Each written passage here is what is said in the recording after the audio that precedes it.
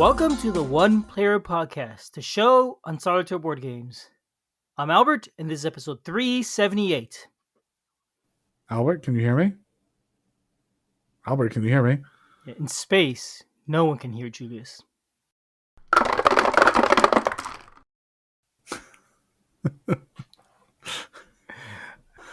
All right. Hi, Julius. Hello, Albert. Good to hear from you again. Thank you. You too. How are you doing? I'm doing very well. Awesome. Excellent. Life is going good. Okay. Excellent. Stretching, enjoying a nice podcast. An after dinner podcasting. Yes. Right, we both just had dinner, so we're satisfied. But that is a bit of a tangent. Instead, today we're talking about SpaceCorp, a board game. We'll have to hold on to that idea for the next time we review a game about food after dinner. Oh, okay. Oh, yeah, that could be a popular mechanic, food games. I don't know how many I could come up with. I could come up with some number of them. Now we're really on a tangent, though. Yeah, we are. Anyway, SpaceCorp 2035 to 2300. Game designed by John Butterfield. Are you familiar with John Butterfield? No, should I be? He's pretty much designed every game. I mean, Catan, Ticket to Ride, Monopoly, these are all his. Mm-hmm. Yeah. Right. Okay. Or maybe, have you heard of Ambush? World War II game? No. Okay, that's a classic. No. That's it. He's famous for making a lot of World War II games, war games.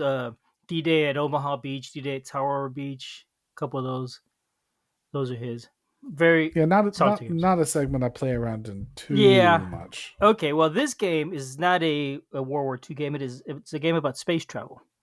It's actually a game about exploring the solar system and the nearby galaxies, and beyond, and discovering all these things and getting out there. And you're building a corporation whose job it is to explore space and exploit it. It's kind of a 3X game. You've heard of 4X, right? Exploit. I'm familiar with expand, exterminate, something else. Exfoliate. Exfoliate. I don't know. There's a 4th X. I can't remember what it is now. But in this one, I think you kind of do 3 of them at least. You expand, you explore.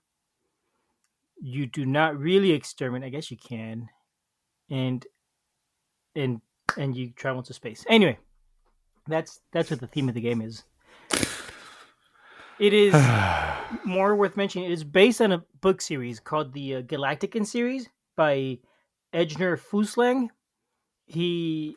Apparently he worked for NASA, I believe, in the space industry, and so he knows a bit about the science of space exploration, and I guess a little bit about the business of it too. And so these books kind of delve into that stuff, but they're definitely science fiction. There we go. All right, so do you want to know what you get in this game? I'd love to hear it. Okay, lots of stuff. You get 2 double-sided boards. These are square boards. 3 of them are maps. 1 of them is an offers board. The first board is the inner solar system. This is the Mariners era. It's from Earth out to the asteroid belt right beyond Mars. The second board is Planeteers. That's the inner. Well, you have now explored the inner solar system. When you finish it, you're going to flip it over to this board, and you're going to explore the outer solar system. So basically, the big planets, the gas giants, and all that, all the way out to Jupiter, or not Jupiter, to Pluto. Excuse me, and beyond Pluto is the Kuiper Belt? I think it's called Kuiper Belt. I don't know how it's pronounced. Kuiper Belt. There we go. Thank you. Once you have finished that, you then flip over to the third board, Starfarers. You now explore the galaxy. Up to about 15 light years away. So you're traveling to different star systems. And it is, as the title implies, the game starts at 2300. You explore for, I guess, 50 years or whatever the number is, and then you explore the outer solar system, and then you explore that. The 4th board is the offers board. It's on the back of the first side. Once you finish the first side, you're going to flip it over to the offers, and that's going to be available during the other 2 boards. It's basically a placeholder for cards and some counters. It's what that is. The boards are really nice pictures of the solar system or space all the planets are out there spread out that you could travel through them. It is divided into regions. It's not hex movement at all or anything like that. You're moving from region to region, trying to get to the different planets and asteroids and moons. And all the other random things that exist in space that And yeah, I can't name. yes, Lagrange points, which I did not know anything about before this game, so I got to learn a little more about. I've learned a bunch of science from this game, actually. Do you know what a Lagrange point is? No idea. It is basically, there's four of them, I think, or more actually than four, but there's, somewhere between the Earth and the Sun, there's a point in space where if you're there, gravity from both of them will be pulling you towards them. So you're kind of going to float in the middle and never go anywhere. And that's the Lagrange point. You got the force of the Earth's gravity and the force of the Sun's gravity are both equal at that point, and you're just hovering. And apparently, there's different one. There's more than two, or there's more than one, which I don't get the physics of that exactly, but there's multiple. And there's also Lagrange points between the Earth and the Moon. As a matter of fact, the what is that satellite that was sent out a couple years ago? That's hanging out in one of the Lagrange points. I remember the name now. That really famous one that's out there taking pictures of space. Anyway, so that's the Hubble.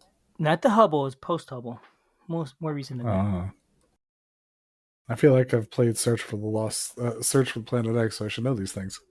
It is the James Webb Space Telescope. That is hanging out at a Lagrange point. So there we go. This is very Albert thing to do. Mm-hmm. Isn't it though? Okay, so that's the boards. Besides that, there's also player boards. Each player is going to have a board on it. There's 4 spaces on it for infra. The cards that you put on there are called infra. They're basically infra. I think is short for infrastructure. These are cards you can be able to put on there, and are going to give you resources each turn that you want to use them. There's 4 spaces. 3 of them are upgradable. 2 of them are pre-printed. So one of the pre-printed spaces cannot ever be upgraded. The other one can. And besides that, on the board, there's a space for some of your counters and a progress wheel with 2 little cubes on it. The progress wheel is literally a wheel with 3 spaces, and as you advance, you're advancing in a circle over and over and over. The reason it does that is each time you reach the top point again, you start at the top. Each time you advance back to the top, you get to buy a card from that offers board I mentioned earlier. Or not buy, but you get it for free, actually. And there's 2 cubes. Depending on what type of cube you advance, that determines what type of card you're able to get. That being said, there's cards in the game, lots of different cards. There is 1 deck per time period per board. So there's a Mariner's deck, a Starfarer's deck, and what was the other one called? The Planeteer's deck. So when you're playing on the Mariner's board, that first board, you're going to just use the Mariner's cards. Likewise, when you're in the Planeteers, you'll use the Planeteers cards. That's not exactly true. That's true in the multiplayer game. In the solo game, you're going to use 2 of the decks because the other deck will be used for the AI. So you're going to be playing the player cards that you could buy, and the AI could take off out of the deck and all that from the board, the deck associated with the board. The second deck that you use is then just used for the AI's abilities. There's a contracts board and a victory point board. The victory point is also called profit in this game. You're running a business, so your point is to make more profit. The contracts are those cards that you could get when that you could get upgrades on. Actually, no, I'm confusing things here. The contracts are goals that you want to do that if you accomplish them first, you'll get some victory points. For example, be the first to explore 3 planets, or be the first to control 3 Lagrange points, or some things like that. Be the first to gain 2 progress cards. Okay. I didn't really mention the progress cards in the card section. These are cards that you could earn during the game, and they give you special benefits. For example, on once you reach a second board, once you pass a certain point, you have to deal with radiation, and you have to play cards that tend to be not as powerful to protect you from radiation when you're doing things like moving. Or you could get an upgrade where basically you're now immune to radiation because you have evolved. I guess humanity has evolved, and you're not able to deal with radiation, and it's no longer an issue for you. That's what the progress cards give you, things like that. There's a few different cubes and markers. There's cubes for the profit track. There's cubes for that wheel that I mentioned. There's markers for the different types of bases you could build on the moons and planets and Lagrange points. There are markers for aliens and colonies that you could find later. There's research markers, a few different other things. Not tons and tons, but a fair number of them. There's some player And aids, there are some beautiful little pieces of square cardboard. aren't they? They're so attractive. No, There's player aids, and then this game really looks like it was made in like the 80s. no, it does not. It looks so much better than games from the 80s, trust me. But it does, yeah, it does not look super fancy, that's for sure. It's published by GMT Games, and we didn't mention that. For GMT Games, it's actually a really nice looking game, I think. All their newer games are nicer looking compared to the older stuff. That was more, I'd say, utilitarian. When you have to say, in comparison to the other not Yes. so awesome looking games. Yes. In comparison to the dinosaur times, things are much better. Yeah, that's not much of a comparison. Anyway, so that's pretty much all the components. I don't think I forgot any, but who knows. The game. Okay, so next up, the theme of the game. I think the game is super thematic. Your goal is to explore space and discover these planets and things beyond. Be the first to reach them, mine them for resources, and hop from planet to planet as you're exploring things. Right.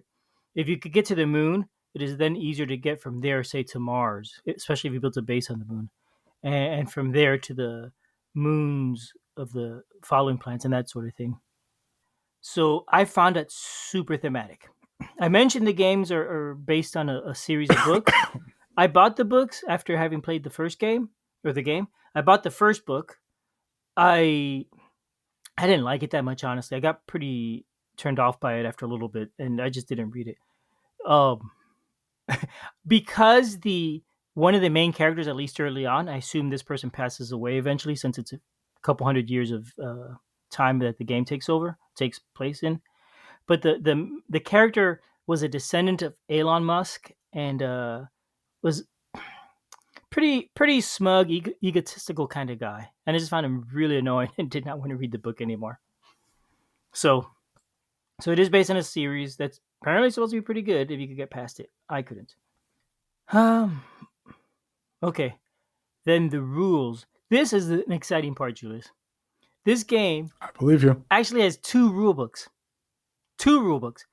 If you open up the first rule book, it says multiplayer rules. First little box in the book, you open up, says, this is the multiplayer rule book. If you're playing solo, put this back in the box. You won't be using it. I cannot believe this is the part that super excites you, Robert. That's one of them.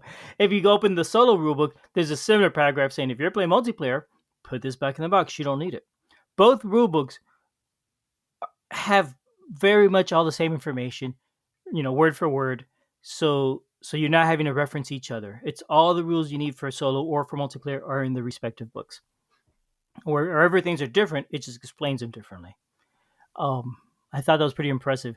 It is clearly written. It is easy enough to follow. It's finding information is not too bad. It's not a really big rule book. I think it's probably, I didn't check, but probably about 12 pages rule book, maybe 20. Lots of images and all that in there. Easy to use, well organized rule books. I will admit here, Julius, the fact that there's two separate rule books that are slightly different. Like I played solo and I played multiplayer with my son, and to play multiplayer, and I had to read the whole rule book, even though I played solo recently. So that was kind of annoying. I have to admit it. And likewise, if I'd gone the other way, if I played multiplayer first and then went back to solo, it's like, well, I learned multiplayer and I got to read the whole rulebook again. That's a little bit annoying. It's annoying if you're jumping back and forth. If you're just playing one or the other a lot, then it's fine, I think. But I did think that was interesting, and I do still think it's a better way to do a rulebook, personally. Well, I'm glad you were able to sort it out. Yeah, what would be nice, I guess, if I'm going to keep picking on this point, is it'd be nice if there's a reference sheet saying here's the differences between multiplayer and solo. But I didn't feel that was necessary. But yeah, otherwise rulebooks are fine. There's also player aids that have pretty much all the information you need, so you don't need to reference the rulebooks too much.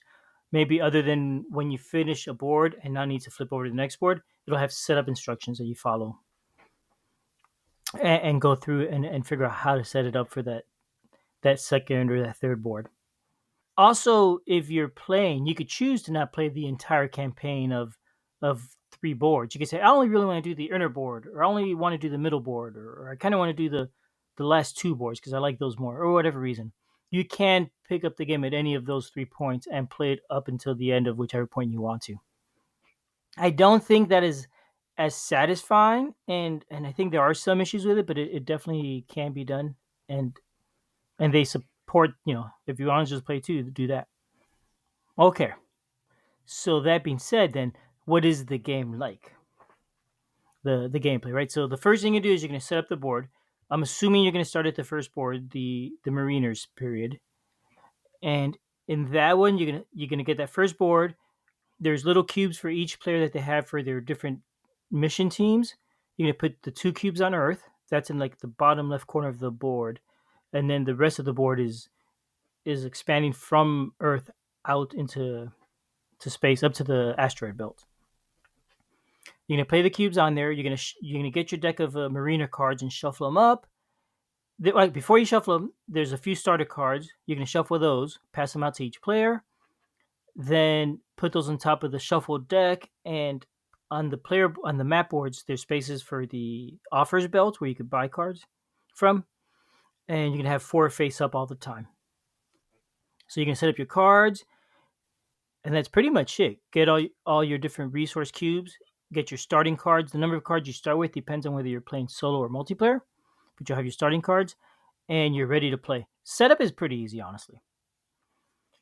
Once you're playing, turns are super simple. Each turn you're going to do one action. The actions are basically play cards for their ability. There's a few different types of actions that you could play cards for. Each card can generally do one or two abilities, not more than that. They are research, move, explore, build, produce, genetics, and revelation. There's also some special cards, but I won't get into those at all. When you play cards from your hand, let's say I want to do some moving, I'll play all the cards that I want to have the move ability on them. They each have a number: move one, move two, maybe move more.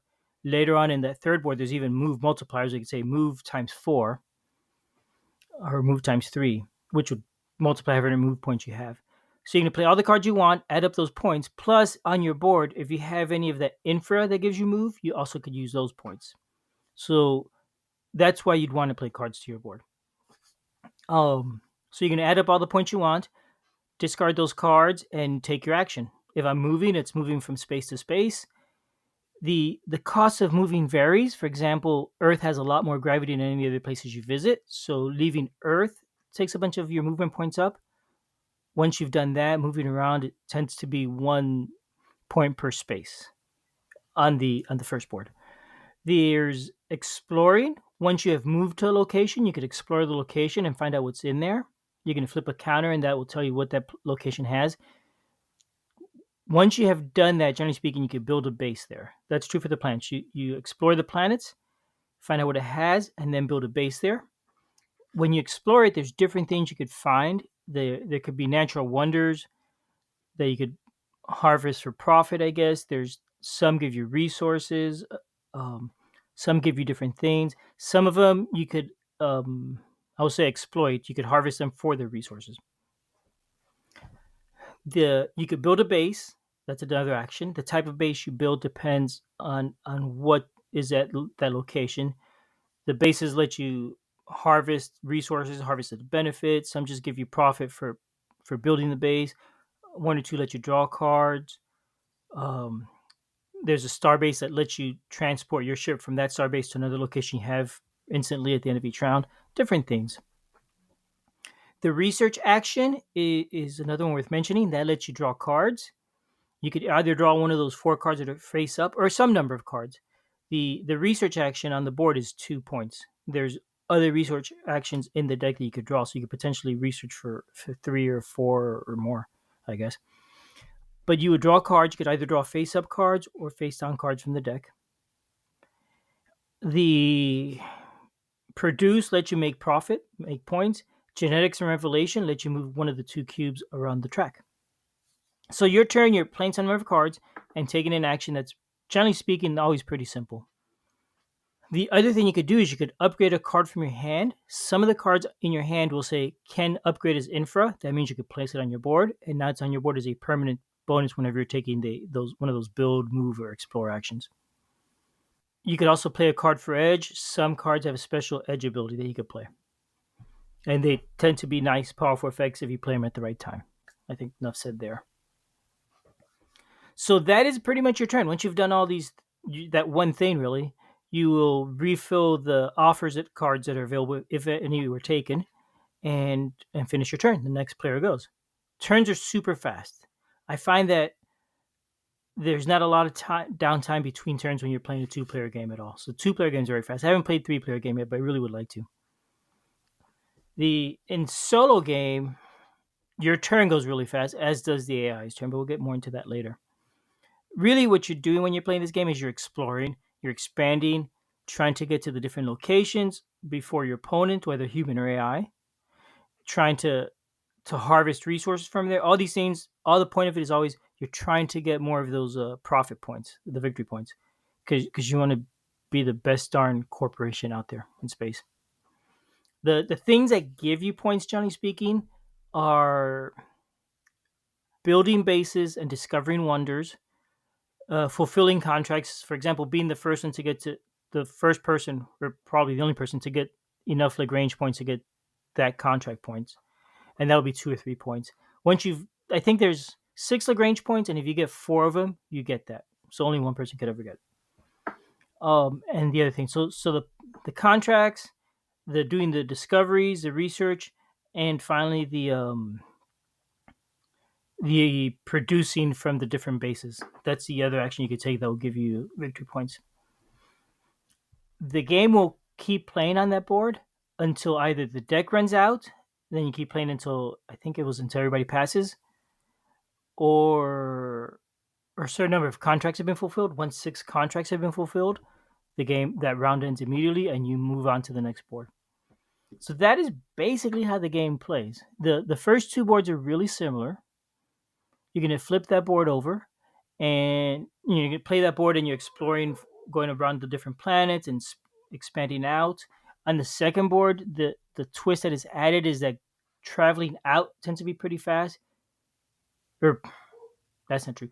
Traveling from planet to planet as you go out is really expensive, and it has to do, I think, because of their distances, but also because their orbits are so huge that even though the board makes them look like they're kind of close, they could be on the other side of the sun at the time. So going from like Uranus to Jupiter or the other direction could be a really long amount of time. So they accommodate that by just having it be expensive, rather than allowing you to predict where it is on its cycle and have like on times and off Yeah, times. it'd be cool if it did that. It's not quite that detailed. I think there are some other games out there, some space games that do that sort of stuff. This is not one of those. Yeah. Oh, that does sound fun to me though. The third board is pretty different. Now this one you're going from not planets and moons, but from solar system to solar system.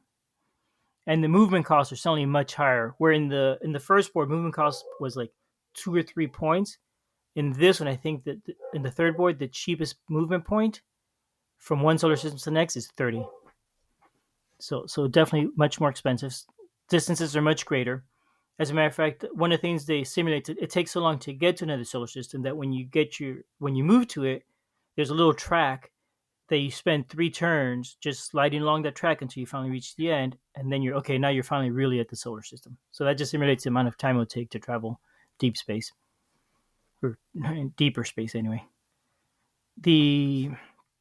There's also the potential of finding aliens in that third board, and Ooh. yeah, and there aren't too many, and there's a few different ones you could draw counters, and some are friendly, some are not. It just depends. They're relatively abstract. I think reading that part of the book series, I think, might be interesting to me. I don't know, because it does name the different alien races and all that. So I guess they come up in the books. The third board, that one definitely feels very different than the first 2. And when I've played, especially the solo game, the the first two progress really quickly. By the time I get to the third one, I haven't played this game tons or frequently. So by the time I get to the third board, it slows down a lot as I'm trying to read it and figure out how it works differently. And I think that will always be a problem when you're playing infrequently, because that one is pretty different. If you're playing frequently, I think that would not be an issue. The game is generally really simple to play, but I do think it would suffer because one of the things I find I really am surprised. I'm surprised at that comment that the game is really simple to play. it really is, and all you're doing is each turn one action. There's not a whole lot to think, and there aren't that many actions to pick from, so it's not terribly deep or complex. What this game is really, Julius, it's a race game. It's the first person to get those contracts, the first person to do this to get the points. So you're always racing to be the first one to accomplish something. You could choose to try and go for the Lagrange points. You could choose to try and be the first one to put bases on 3 planets. Whichever you pick, but it kind of feels like a race. And when somebody gets to one of those locations, they've pretty much reserved it for themselves at that point. Because if you get to the moon first, on my next turn, I could try and get to the moon. You'll just colonize it and do all that stuff before I get a chance. So it tends to be once you've gotten to location, it's kind of yours. At least with the 2-player game. I'd like to play a 3-player game because I have a feeling there is way more conflict than that. But otherwise, when you're playing solo in 1 player, it definitely feels more like a race than anything else, which is why I say I don't play it often. I think this is actually probably true for most games. The more you play it, the less it feels like the theme is coming through, as much as it feels like you're playing a game, right? And you're playing for the mechanics and for the wind conditions and all that. I've played this infrequently enough that each time I've played it, it feels like I'm exploring space, and I think that tends to be more fun. So, hence, each time I get to the third board, I'm a little bit lost because it's been a while, and it's a little different. do you out of curiosity, with this whole 3 boards thing, would you think you would just prefer to just run the 1 board? No, it's once you start going and you've explored the first board, you kind of want to keep going and finding out more space. It's just the theme is so cool. You just want to keep going. I think the third board I said is really different. I'm almost tempted to do just the first 2 even, and I have done that once or twice, where I say, okay, well, I'm going to stop here because if I keep going, it's going to be a really long game, and right now it's a reasonable amount of time, and I could do that. I could put it, just stop playing and call it a victory. What I find weird though is that I haven't played enough to really get a good sense of it, but I get a feeling that in the solo game, certain errors are easier than others potentially. And so, like, I could say, oh, I'm going to stop at the end of the second era every time, and I'll just always do really well or something. Where if I go to the third one, my chances of doing really well go down a lot. I'm not sure how true that is. My experience is too limited to really say, but it seemed like that could be the case. It sort of balances out over time. But I don't know. I'm probably wrong, actually. The more I think about that, that seems suspicious that a game would come out like that, especially if it's done by John Butterfield. So we haven't really talked a whole lot about the solo play yet. That is, it's easy enough. It's almost exactly the same as the multiplayer game. There's a couple small differences. I mentioned the AI will use the cards from a different era for its rules. So when you're playing the first deck, the first board, the AI uses the cards from the second board to control what the AI does, which is pretty neat because now I finished the first board. I put away my first era cards. I reshuffle those second era cards, and they're already out for me. That's great. And then I get out the third era cards for the AI. So it feels nice how it flows that way forward. But all the AI does each turn is flip over a card, and there's 3 different things it could do from depending on the card. Either place a resource on a location, buy cards from the offer spaces and basically discard them. Shoot, I think there's another one. I don't remember what it is right now in the first board, but those are the main things. When you're taking cards from the offers, it will take cards and possibly get victory points for that, and just score some victory points on the track. And when it's placing the teams out on the board, it just tells you place a team on location X, and you just put a team there. It doesn't matter how far it is from anything else. That's just where it went to. The next time you draw a card for that location, because he has a team there, he can now research it and build a base there. So he gets to places really quickly, but he may take his time about exploiting it and researching it and completing it. So when you're playing solo, you do have a chance of jumping in and under him and doing stuff way more so than with a multiplayer game. But you don't know because it's random. You know, two cards in a row maybe for the same location, or maybe the first and 10th card you see. You may have plenty of time. You just don't know. You just got to take a chance with it. But here again, you're kind of racing against the AI to get those victory points and to get to locations you want to get to first before it does. You could kind of game it a little bit because you can see what you can know what you're going for and plan it. And it does feel sometimes a little bit gamey, but still ignoring the AI, just going out and exploring on my own is just fun for me. So that doesn't bother me much at all. AI turns are super fast, especially once you've gotten the rules down. I could do the first two errors really easily. The third one again, it takes a little longer because it works differently enough, and it's only 1/3 of the game. So yeah, that is SpaceCorp's 2035 to 2300 in a nutshell. It's pretty quick run through for what is a relatively big but simple game. What do you think, And how Julius? long does it take you to play it? Um, the first two boards are probably 30, 40 minutes each. The second board would be longer. I don't know. Because of the way it works, you could theoretically play the first board and put the game away, come back the next day or next week, set up the second board and continue. You wouldn't have to there wouldn't be too much you'd have to keep track of, right? Your the profit that it was at, the contract board what was accomplished, and your well, you didn't have to worry about your no. Yeah, you would care about the contract board and the victory points. You wouldn't care about the space board because that's going to get replaced entirely. Your personal board, there's a few cards are on it. They're going to stay there for the next era and may get replaced later. So really, the only thing you need to worry about is that contract boards with the victory points and your personal board. Your hand is going to go away completely. You get a brand new hand, so none of that matters. So it'd be really easy to put this game away and play in three separate sessions. Interesting. Well, I mean, I will say that the game seems relatively interesting. The idea of having a certain amount of fuel to power yourself and move through using those cards and deciding how it is that you want to spend those cards to do things seems like it gives you a lot of interesting space to make those decisions, be able to take actions that push you in a certain direction. You have a lot of flexibility in your turns. This is one of the reasons why it surprised me, your comments that the game doesn't seem that complicated. It seems like when you're holding a handful of 7 cards, you have a bunch of options for how it is that you want to spend those cards. But on the other hand, if you're holding just a few, one of your first actions has to be, well, I want more cards. And then as mm-hmm. soon as you draw more cards, you're like, well, now I have more options that I have to think about.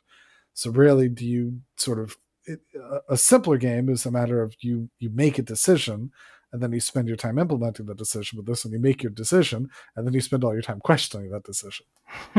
Yeah, there aren't too many decisions to make though. That's the thing about it. And yeah, you may have 7 cards, but most of the game I think is a couple of the actions: moving, exploring, researching. No, not research. Moving, exploring, and building. I think that's the main heart of the game. Those three actions. So it tend to be easier. You know, if I want to go somewhere, I'm moving. Once I'm somewhere, I'm either exploring and then building, or just building if there isn't anything to explore or something like that, right? So it tends to not be very complex. And once you're somewhere, you don't once because I mentioned you're racing, and once you've gone somewhere, nobody else is going to go there.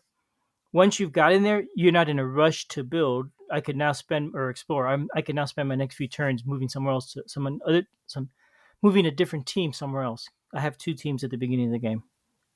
So yeah, so it's not a ton of choices, and you're generally moving in baby steps. You can't get from like Earth to Mars in on your first turn. That's just way too expensive. So you're gonna go gradually. You start at Earth. You're gonna move out to the Moon or the Lagrange points.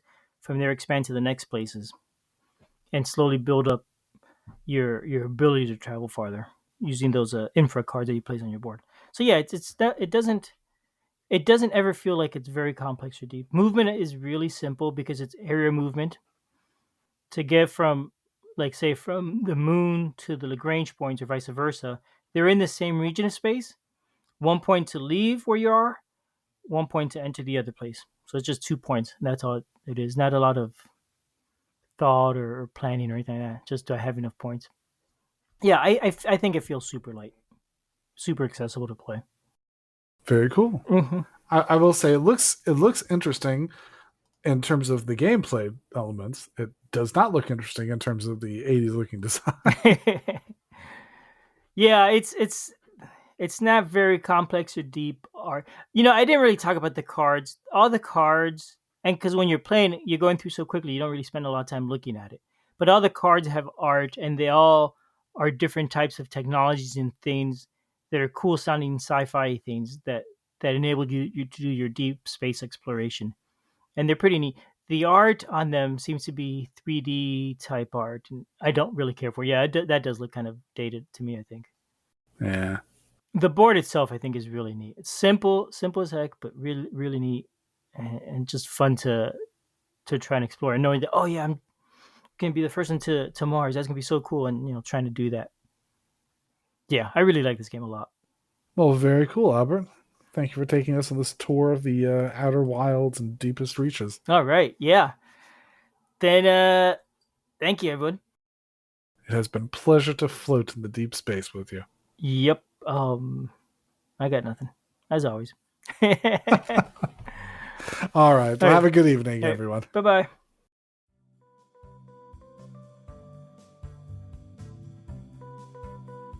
Thanks for listening. We love feedback, so we love hearing from you. You can reach me at julius@oneplayerpodcast.com or JLBird on BGG, and Albert can be reached at albert@oneplayerpodcast.com or Fractaloon on BGG.